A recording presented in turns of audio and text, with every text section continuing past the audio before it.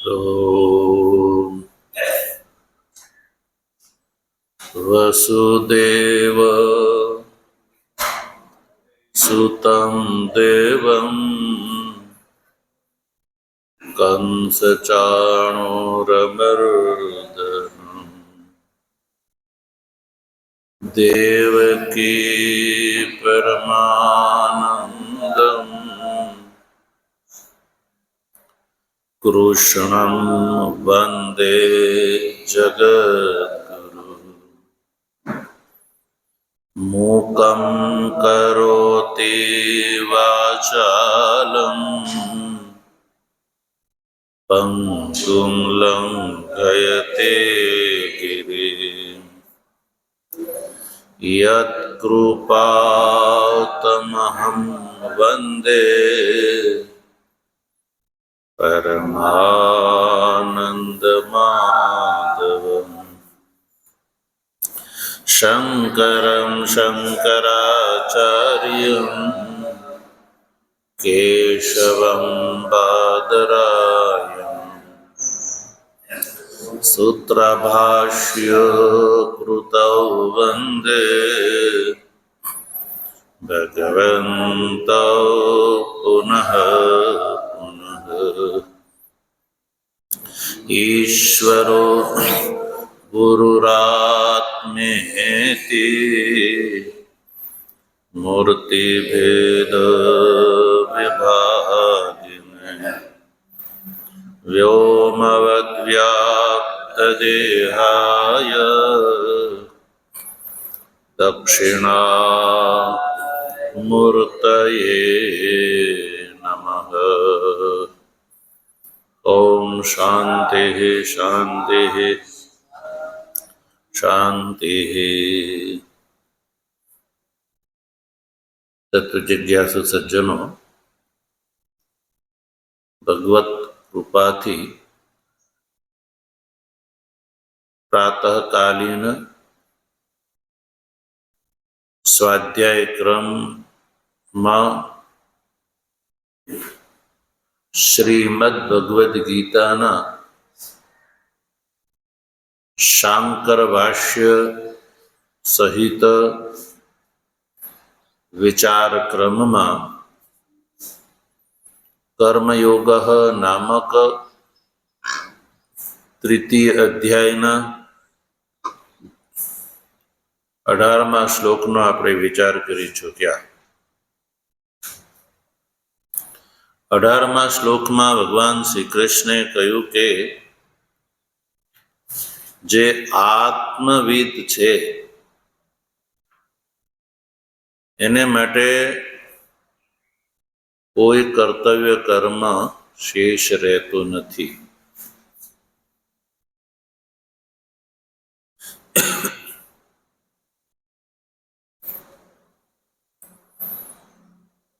તો એ વાત કરી ભગવાન શ્રી કૃષ્ણએ।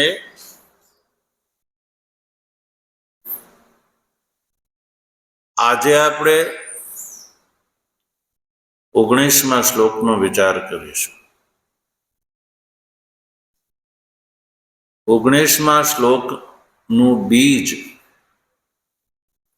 18મા શ્લોકમાં રહેલું છે। કારણ કે 18મા શ્લોકમાં ભગવાન શ્રી કૃષ્ણે જે કરેલી વાત છે આત્મતત્વવિદને કોઈ કર્તવ્ય કર્મ શેષ નથી રહેતું, એ વાત સાંભળીને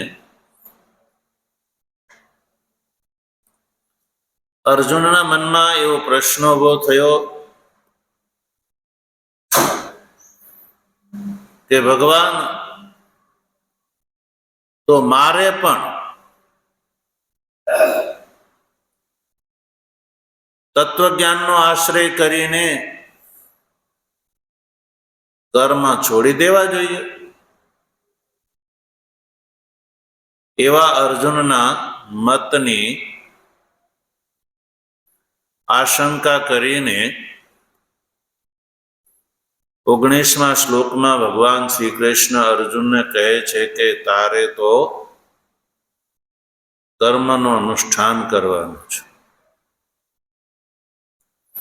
કારણ કે સર્વતઃ સંપ્લુતોદક સ્થાનીય જે સમ્યક દર્શન છે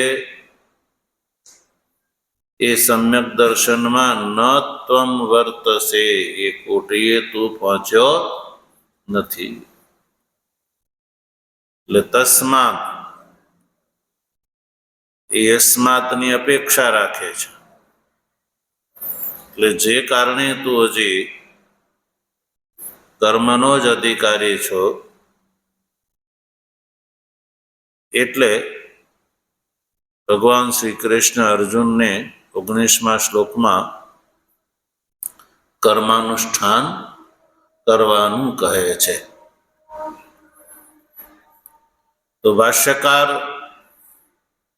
19મા શ્લોકના અવતરણમાં કહે છે યતઃ એવં તસ્માત. યતઃ યાની કે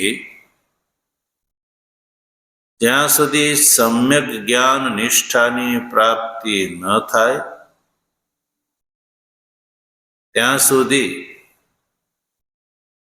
અધિકારીએ કર્મનું અનુષ્ઠાન આવશ્યક છે. કર્માનુષ્ઠાન જે છે એ કર્તવ્ય છે.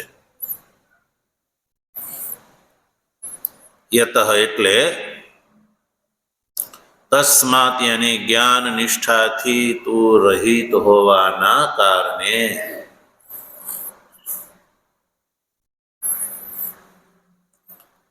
એ વાત ધ્યાનમાં રાખીને ભગવાન શ્રી કૃષ્ણ અર્જુનને 19મા શ્લોકમાં કર્મનો અધિકારી સમજીને કર્મયોગ નું અનુષ્ઠાન અને એનાથી પરમાત્માની પ્રાપ્તિ બતાવે છે. 19મા શ્લોકનું આપણે ઉચ્ચારણ કરીશું. તસ્માદસક્તઃ સતતં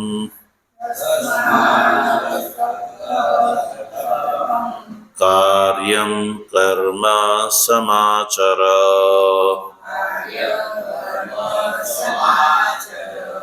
અસક્તો હ્યાચરન કર્મ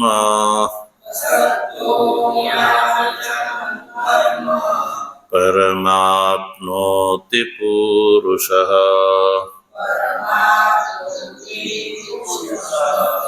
તસ્માદસક્તઃ સતતં કાર્યં કર્મ સમાચર. અસક્તો હ્યાચરન કર્મ પરમાપ્નોતિ પુરુષઃ.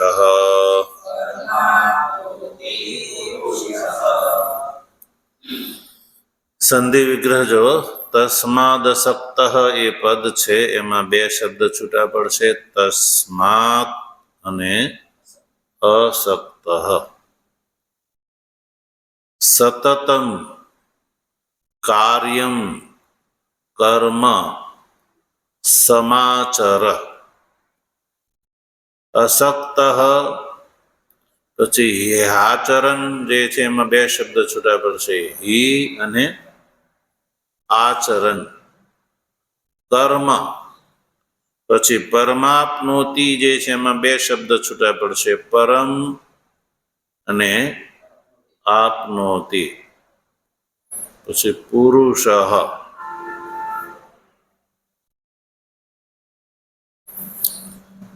તો આ શ્લોકમાં બે વાક્ય બનશે, પૂર્વાર્ધનું એક વાક્ય અને ઉત્તરાર્ધનું બીજું વાક્ય.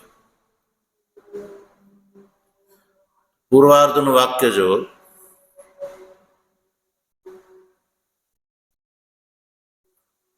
તસ્માદ, બોલો તસ્માદ અસક્તઃ કાર્યં કર્મ સતતમ સમાચર. પછી ઉત્તરાર્ધનું બીજું વાક્ય, હિ અસક્ત કર્મ આચરન પુરુષ પરમ આપનોતિ. આ બે વાક્ય છે. તો પહેલા વાક્યમાં શું કહે છે જોઈએ. તસ્માદ, તસ્માત યાની કે જે કારણે હે અર્જુન તું હજી તત્વજ્ઞાનનો અધિકારી નથી થયો, તને હજી સમ્યક દર્શન નિષ્ઠાની પ્રાપ્તિ નથી થઈ. એટલે સમ્યક જ્ઞાન નિષ્ઠાની પ્રાપ્તિના અભાવમાં અધિકારીએ કર્માનુષ્ઠાન જે છે એ આવશ્યક છે. એટલે તસ્માતનો અર્થ થયો એટલે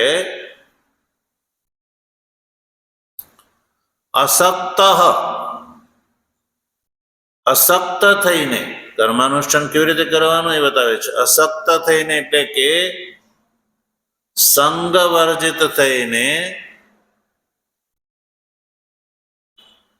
કાર્યમ કર્મ, કાર્યમ કર્મ, કાર્યમનો અર્થ છે કર્તવ્ય, એટલે કર્તવ્ય કર્મ, કર્તવ્યમ એટલે કે નિત્ય કર્મ, સતતમ સમાચર, સતતમ એટલે સતત, સમાચર એટલે કે નિર્વર્તય સંપાદિત કરે જા.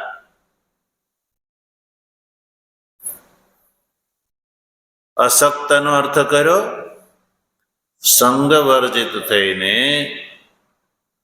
ફળની ઈચ્છા રાખ્યા વગર. સંગ વર્જિત થવું એટલે સંગનો અર્થ છે ફળ, સંગનો અર્થ છે ફળ. તો ફળની ઈચ્છા રાખ્યા વગર એટલે ફલ નિરપેક્ષ થઈને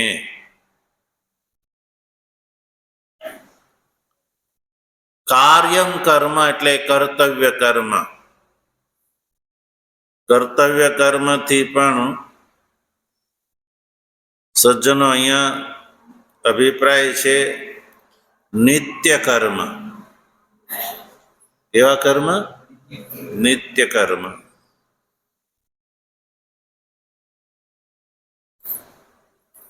નિત્ય કર્મ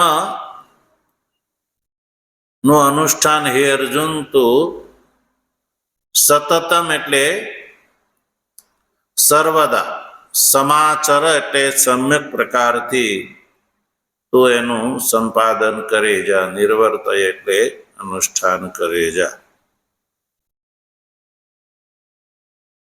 ભગવાન શ્રી કૃષ્ણએ કર્મનું એક વિશેષણ વાપર્યું, કાર્યમ એટલે કર્તવ્ય કર્મ. એનાથી એ વાત સ્પષ્ટ થાય છે કે કર્માધિકારીએ જે ચિત્ત શુદ્ધિની દૃષ્ટિથી કર્માનુષ્ઠાન કરે છે, એટલે કે અંતકરણ શુદ્ધિ માટે જે કર્મપરાયણ છે એને માટે કામ્ય કર્મ જે છે એ ત્યાજ્ય છે. કામ્ય કર્મ એને માટે અનુષ્ઠેય નથી. કામ્ય કર્મ જે છે એના માટે ત્યાજ્ય છે. કેમ? એટલા માટે કે કામ્ય કર્મ જે છે ને એ બંધનના કારણ છે. અને અહીંયા એ કર્માધિકારીની વાત થઈ રહી છે જે તત્વજ્ઞાનની પ્રાપ્તિ માટે જે નિષ્કામ કર્મ પરાયણ છે એની વાત થઈ રહી છે. એટલે એનો ઉદ્દેશ તો શું છે? ચિત્ત શુદ્ધિ પૂર્વક તત્વજ્ઞાન. એટલે એ કામ્ય કર્મનું અનુષ્ઠાન શા માટે કરે? એને ખબર છે કામ્ય કર્મ જે છે એ બંધનના કારણ છે, એટલે કર્તવ્ય કર્મથી અભિપ્રાય છે ભગવાન ભાષ્યકારે અર્થ કર્યો નિત્યમ કર્મ, નિત્ય કર્મ. એ અર્જુન તો એનું સમ્યક પ્રકારથી આચરણ કર, નિષ્કામ ભાવથી તું કર્મનું અનુષ્ઠાન કરે જા.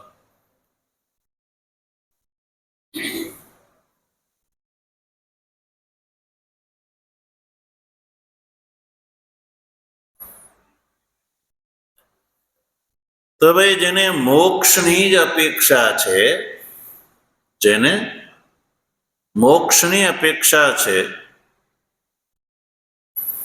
તો મોક્ષ જે છે એ કર્મનું ફળ તો છે નહીં. મોક્ષ એ કર્મનું ફળ તો છે નહીં. અને અપેક્ષા શેની છે? મોક્ષની. તો મોક્ષની અપેક્ષા વાળાએ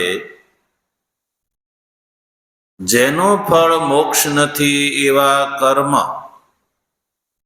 શા માટે કરવા જોઈએ એવો પ્રશ્ન ઉભો થાય.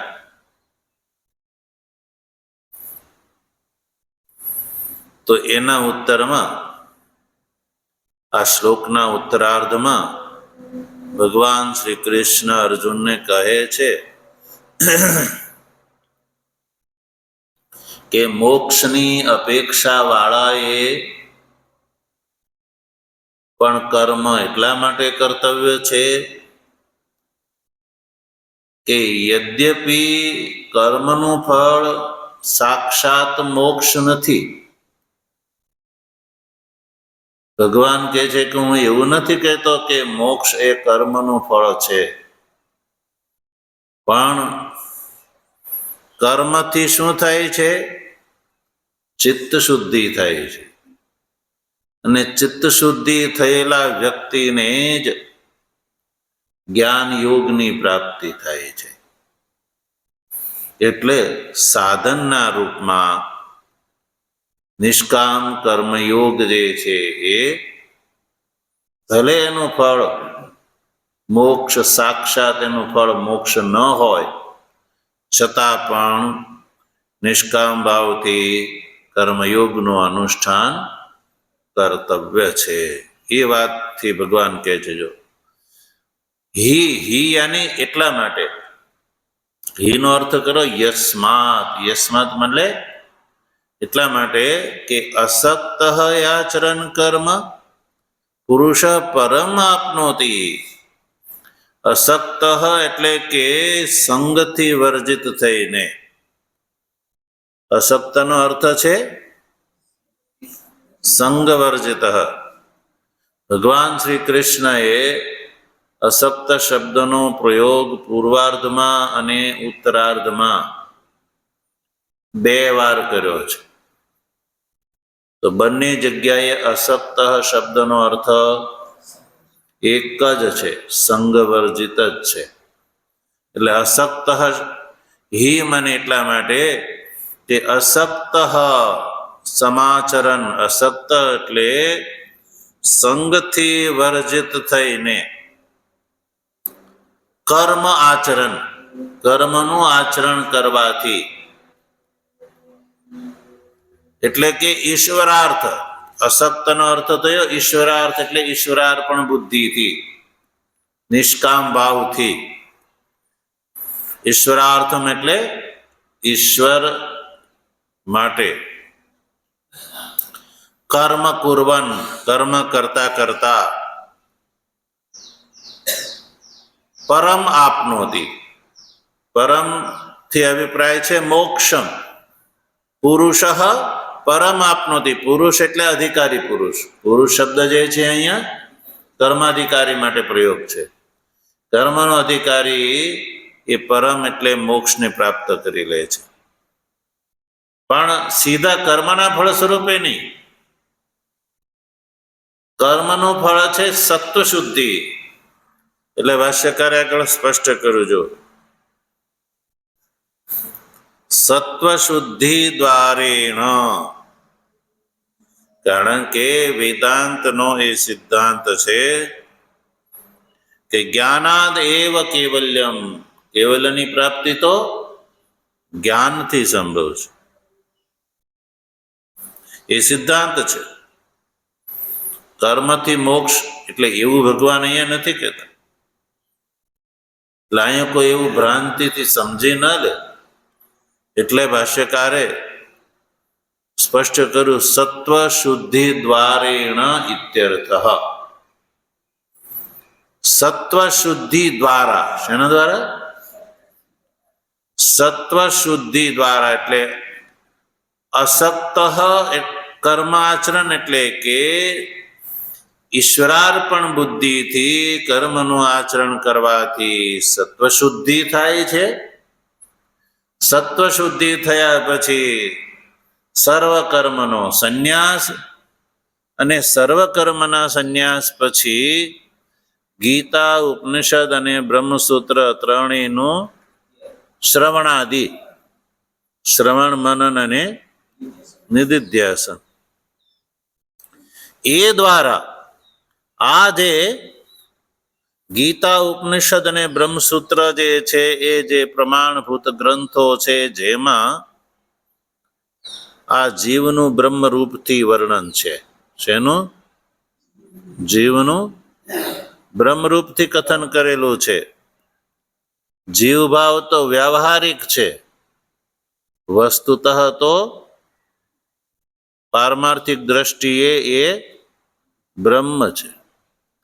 એટલે જે વ્યવહારિક અવસ્થામાં જે જીવભાવનો જે અનુભવ થાય છે, તો એ જીવભાવ દશામાં જન્માદિ દુઃખોની નિવૃત્તિ નથી થતી.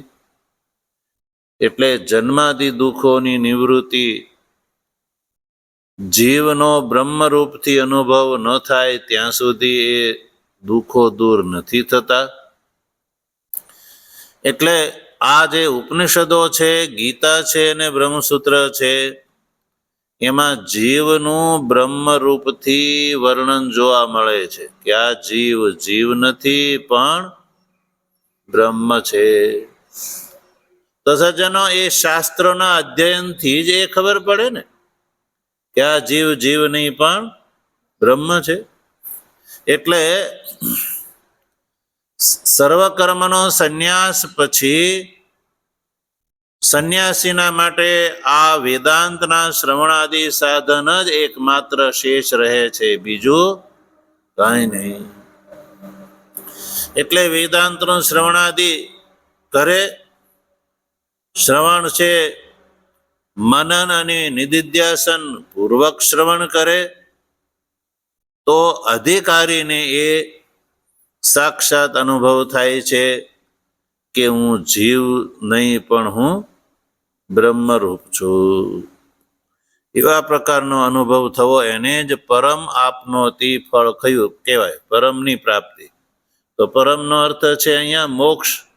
આપનોતી એટલે પ્રાપ્ત કરે છે. તો અસક્ત આચરણ, અસક્ત એટલે નિષ્કામ ભાવથી કર્મનું અનુષ્ઠાન કરતા કરતા ચિત્ત શુદ્ધિ, અને એ દ્વારા વેદાંત પ્રમાણભૂત ગ્રંથના વિચારથી પરમ એટલે નિર્વિશેષ મોક્ષની પ્રાપ્તિ આ અધિકારી કરી લે છે. એટલે સજ્જનો, આ જે 19મા શ્લોકના કથનથી એ વાત સ્પષ્ટ થઈ જાય છે કે ચિત્ત શુદ્ધિ માટે થઈને કર્માનુષ્ઠાન જે છે એ પરમ આવશ્યક ભગવાન શ્રી કૃષ્ણ બતાવે છે.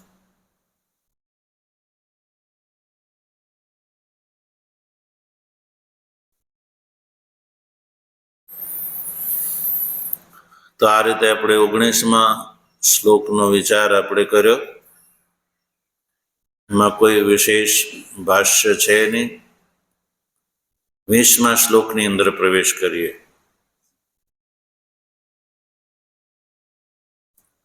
યસ્માત ચ, એટલું જ એનું અવતરણ છે. યસ્માત ચ,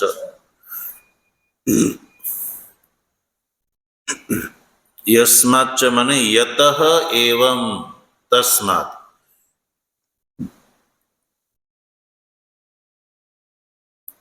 યસ્માતનો અર્થ થાય છે કેમ કે. યસ્માત એટલે કેમ કે.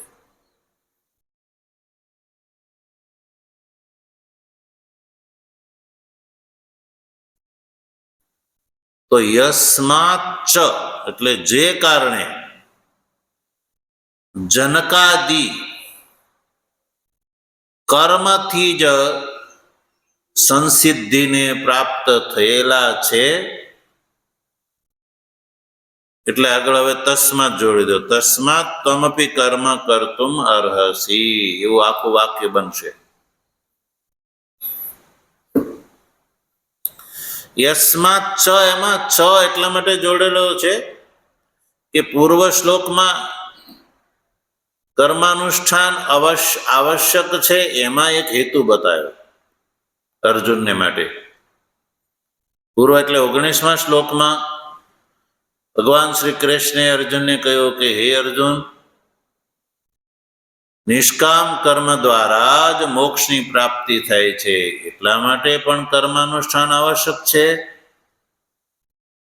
અને પછી છ થી બીજું કારણ બતાવે છે. યસ્માત છે એટલા માટે પણ કર્મનું અનુષ્ઠાન આવશ્યક છે કે તું ક્ષત્રિય પ્રવર છો, તું ક્ષત્રિય પ્રવર છો, અને તારી ક્ષત્રિય પરંપરામાં જે પૂર્વમાં જે જનકાદિઓ થઈ ગયા, એણે પણ કર્મના અનુષ્ઠાનને છોડ્યા વગર જ મોક્ષની પ્રાપ્તિ કરી હતી.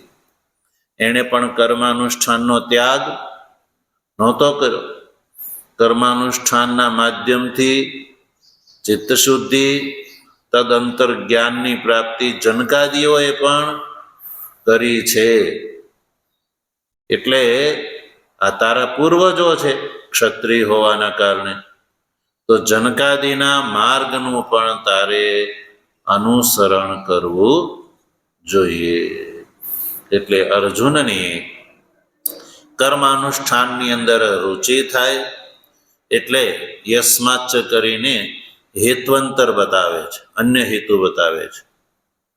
એક તો એટલા માટે કર્માનુષ્ઠાન તારે કરવાનું છે કે એનાથી જ પરમની એટલે મોક્ષની પ્રાપ્તિ થાય છે નિષ્કામ ભાવથી. બીજી વાત, તારે એટલા માટે કર્માનુષ્ઠાન કરવાનું છે કે તારા જે પૂર્વજો જનકાદિ છે, અશ્વપતિ વગેરે જે છે, એણે પણ કર્માનુષ્ઠાનના માધ્યમથી જ સંસિદ્ધિ એટલે પરમ મોક્ષની પ્રાપ્તિ કરેલી છે.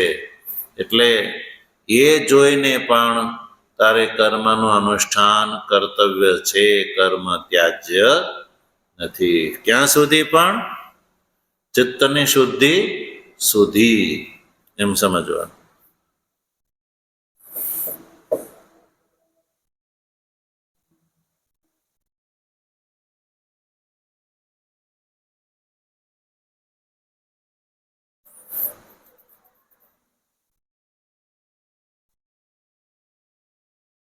અથવા સમજવા માટે એવો પણ અહીંયા પ્રશ્ન ઉભો થાય, કરી શકાય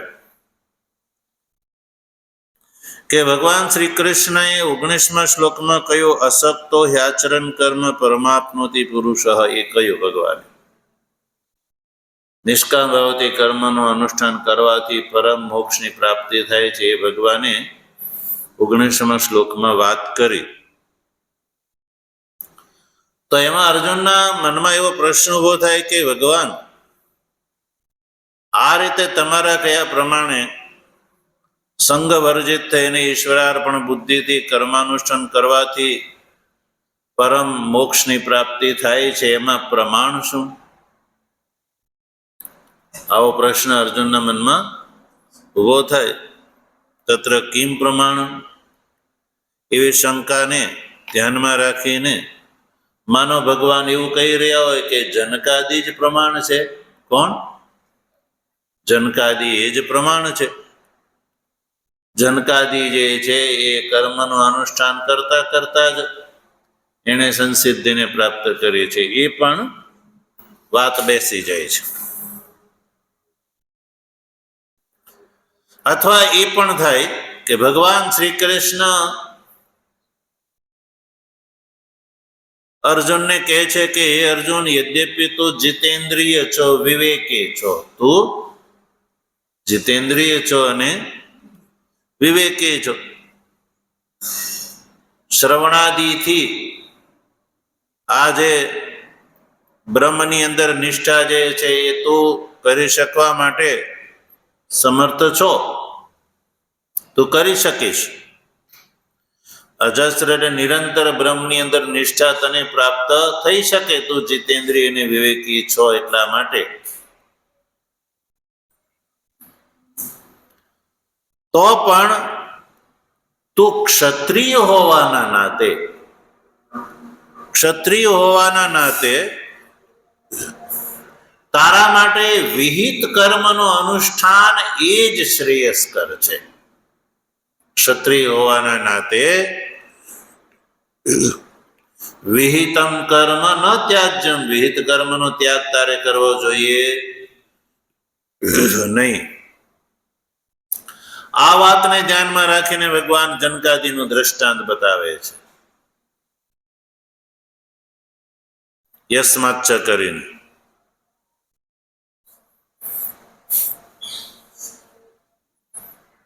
એટલે આપણે હવે શ્લોકમાં જોઈએ. કર્મણૈવ હિ સંસિદ્ધિ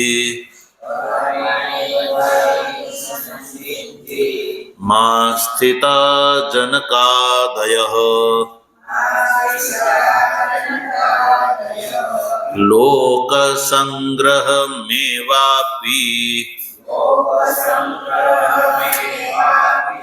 સંપશ્યન કર્તુમર્હસી.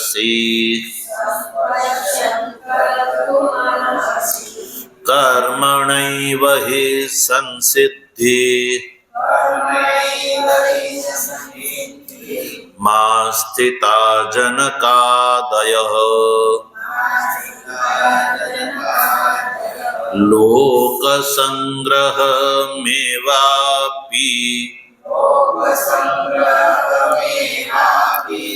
સંપશ્યન કર્તુમર્હસી.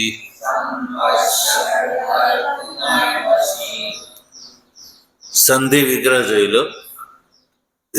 કર્મણૈવ એ જે પદમાં બે શબ્દ છૂટા પડશે, કર્મણા એવ,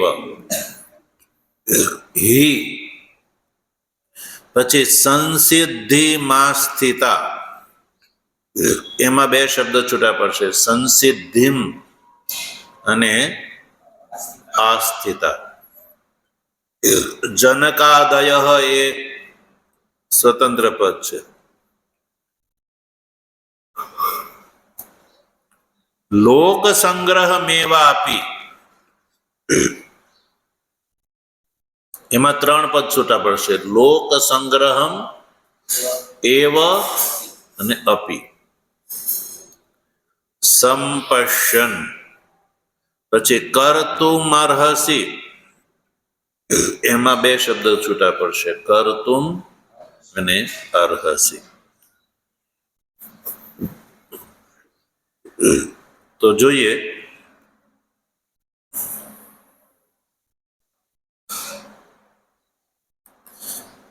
વાક્યક્રમમાં ગોઠવી. આના પણ બે વાક્ય બનશે, પૂર્વાર્ધનું એક વાક્ય અને ઉત્તરાર્ધનું એક વાક્ય. તો પૂર્વાર્ધનું વાક્ય બોલે હિ, સૌથી પહેલા બોલો હિ જનકાદયઃ કર્મણા એવ સંસિદ્ધિમ આસ્થિતા. આ રીતે વાક્ય બની ગયું. પછી ઉત્તરાર્ધનું બીજું વાક્ય, લોક સંગ્રહમ એવ અપી સંપશ્યન કર્તુમ અર્હસી. એમાં કઈ આગળ પાછળ કરવાની જરૂર. અપીને પહેલા બોલી શકાય, અપી લોક સંગ્રહમ એવ સંપશ્યન ઉપરથી કર્મ કર્તુમ અર્હસી. કર્મ શબ્દ ઉપરથી લગાડવા.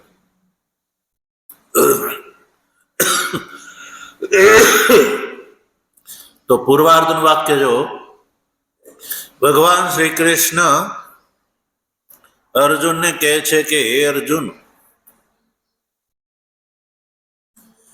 ही यानी એટલા માટે, ही માની ક્યોંકि, કેમ કે એટલા માટે તારે કર્મ કરવાના છે કે યદ્યપિ તું જીતેન્દ્રિય ને વિવેકી છો, શ્રવણાદિ દ્વારા તું બ્રહ્મની અંદર નિષ્ઠા કરી શકીશ. બ્રહ્મની અંદર નિષ્ઠા તું કરી શકીશ, તો પણ તું ક્ષત્રિય હોવાના નાતે તારા માટે વિહિત કર્મ જે છે એ ત્યાજ્ય નથી.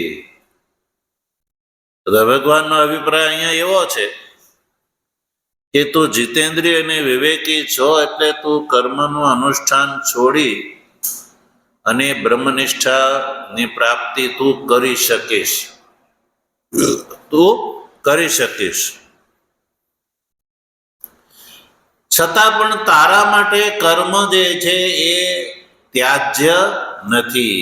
એટલા માટે કે તું ક્ષત્રિય હોવાના નાતે તારા માટે વિહિત કર્મ જે છે એ ત્યાજ્ય નથી. કેમ? તેનું કારણ બતાવે છે. हि जनकादयः कर्मणा एव संसिद्धिમાં સ્થિતા. જનકાદિ વગેરે જે છે એણે પણ ક્ષત્રિય હોવાના નાતે કર્મનો ત્યાગ કરવા માટે એ યોગ્ય હતા. એને કર્મની આવશ્યકતા નહોતી, છતાં પણ એણે સંન્યાસ ગ્રહણ ન કરીને કર્મનું અનુષ્ઠાન એણે ચાલુ રાખ્યું હતું. અને જનકાદિ સંસિદ્ધિમ આસ્થિતા. સંસિદ્ધિમ એટલે મોક્ષને એ પ્રાપ્ત થઈ ગયા હતા. સંસિદ્ધિનો અર્થ છે મોક્ષ. એટલે એ પણ મોક્ષને પ્રાપ્ત કર્મનું અનુષ્ઠાન કરતા કરતા થઈ ગયા. તો જનકાદિ મોક્ષને પ્રાપ્ત થયા તો કર્મના ફળ સ્વરૂપે નહીં. મોક્ષ તો જ્ઞાનથી જ એનો થયો, પણ કર્માનુષ્ઠાન એને છોડ્યું નહીં, અર્થાત સંન્યાસ એને નહોતો કર્યો. રાજ્ય શાસન એને ચાલુ રાખ્યું હતું. રાજ્યનો પરિત્યાગ કરીને એને સંન્યાસ નહોતો ગ્રહણ કર્યો, અને છતાં પણ એ મોક્ષને પ્રાપ્ત થઈ ગયા. તો આમાં બે વાત આવે છે, આપણે બંને વાતનો વિચાર કરીશું.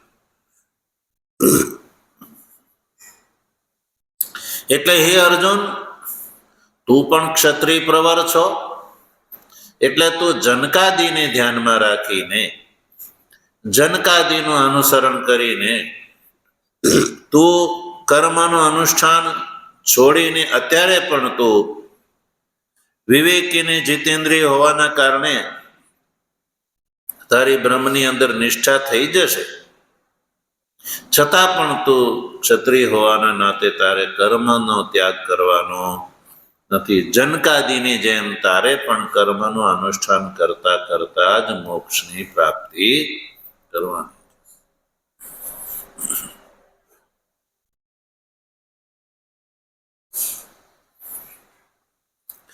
પછી એક બીજું કારણ ઉત્તરાર્ધમાં બતાવે છે કે વિહિત કર્મનું તારે અનુષ્ઠાન કરવાનું જ છે, ત્યાગ કરવાનો નથી. એમાં અન્ય કારણ, લોક સંગ્રહ એવ અપી સંપશ્યન. અપી એટલે બીજું કારણ. અપી એટલે બીજું કારણ કહે છે કે લોક સંગ્રહ એવ સંપશ્યન. લોક સંગ્રહને પણ યદિ તું ધ્યાનમાં રાખ તો પણ તારા માટે કર્મ કર્તવ્ય છે. વિહિત કર્મનો ત્યાગ કરવાનો નથી. વિહિત કર્મ તારા માટે એટલા માટે કર્તવ્ય છે, લોક સંગ્રહને ધ્યાનમાં રાખીને પણ તારે કર્મનો સંન્યાસ કરવાનો નથી. એક તો જનકાદિને ધ્યાનમાં રાખીને, જનકાદી પણ ક્ષત્રિય પરંપરાના હતા, એને રાજ્ય શાસન કરતા કરતા જ એને બ્રહ્મજ્ઞાન થયું હતું, તો તને પણ થશે. તો તારે કર્મનો ત્યાગ નથી કરવાનો. બીજી વાત એ છે કે લોક સંગ્રહ માટે પણ તારે કર્મનું અનુષ્ઠાન કર્તવ્ય છે, કર્મનો ત્યાગ નહીં. લોક સંગ્રહ માટે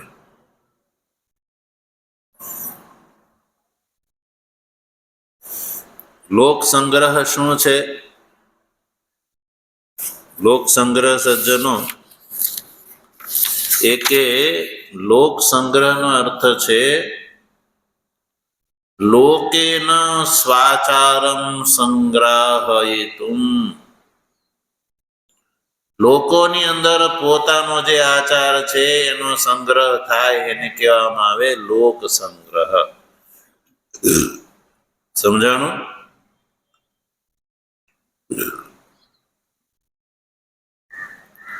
લોકની અંદર પોતાના આચારનો સંગ્રહ એટલે અનુકરણ થાય, એ દ્રષ્ટિથી જે કરવામાં આવે એવા કર્મને કહેવામાં આવે લોક સંગ્રહાર્થ. પોતાની અપેક્ષા ન હોય, પણ હું જો કરું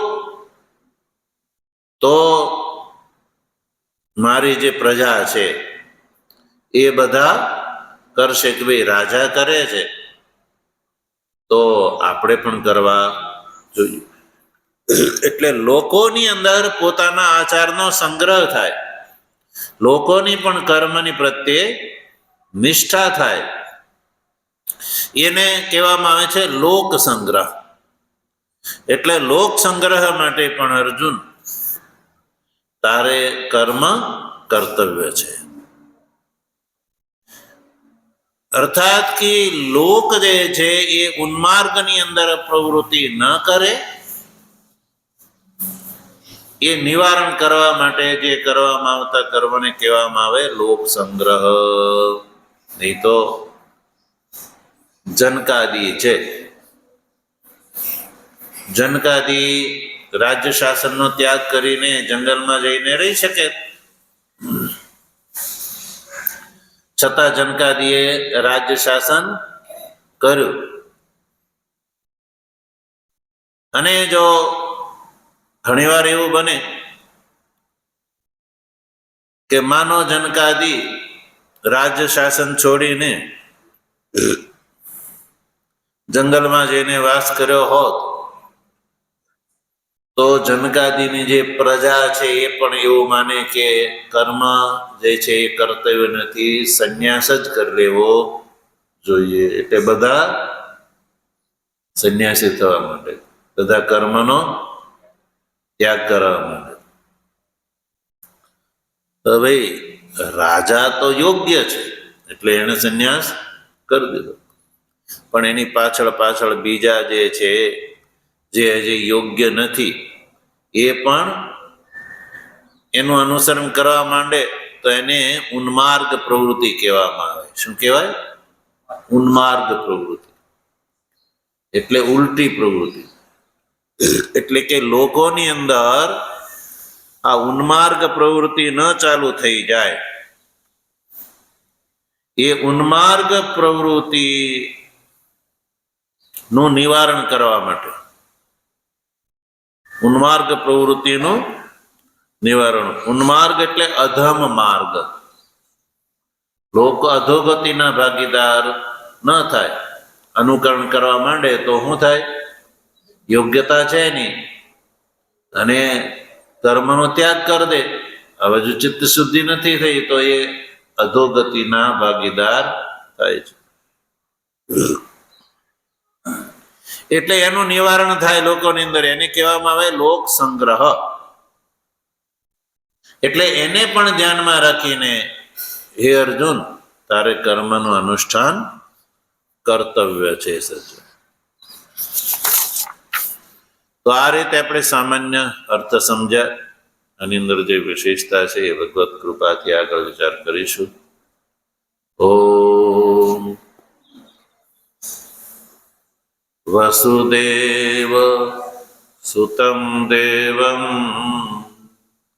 કંસચાણૂરમર્દનમ દેવકી પરમાનંદમ કૃષ્ણં વંદે જગદ્ગુરુ. મૂકં કરોતિ વાચાલં પંગું લંઘયતે ગિરિ. યત્કૃપાતમહં વંદે પરમાનંદમાધવં. શંકરં શંકરાચાર્યં કેશવં બાદરાયણં. સૂત્રભાષ્ય કૃતૌ વંદે ભગવन्तૌ પુનઃ પુનઃ. ઈશ્વરો ગુરુરાત્મેતિ મૂર્તિભેદ વિભાગિને. વ્યોમવદ્વ્યાપ્તદેહાય દક્ષિણામૂર્તયે નમઃ. ઓમ શાંતિ શાંતિ શાંતિ. સદ્ગુરુદેવ